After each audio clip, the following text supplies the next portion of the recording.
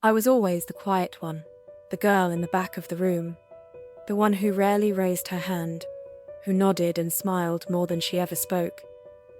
People said I was sweet, calm, easy to be around. But they never asked why I was so quiet. Not because I had nothing to say, but because somewhere along the way, I learned that silence was safer. Safer than being misunderstood. Safer than being told I was too sensitive.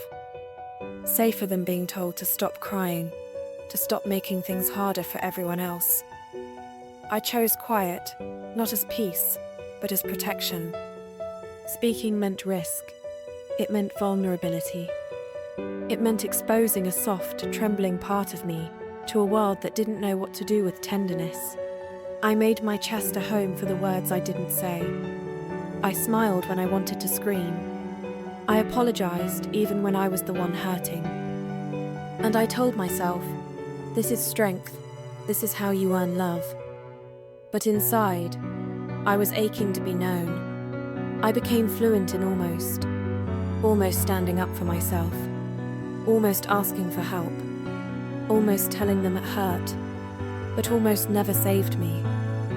Then one day, I got tired of carrying the weight of everything I never said, tired of betraying myself to make others more comfortable.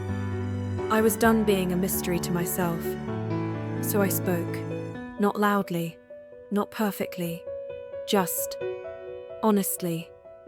The truth slipped out like a whisper, and even though my hands were trembling, my soul exhaled. I learned something that changed everything. You don't have to be loud to be powerful. You don't need perfect words to be worthy of being heard. All you need is honesty. My voice came back in pieces, in boundaries, in quiet days when I cried and didn't apologize. I started speaking for the girl I used to be, the one who stayed quiet because she didn't believe she was allowed to exist fully. Now, I speak. Not always loudly, but always truthfully. Because softness is not weakness, and silence, though safe, was never meant to be permanent. If you're still quiet, I want you to know, you're not broken. You're just waiting for the right moment. When you're ready, your voice will rise. Because you were never too quiet. You were just waiting to be heard.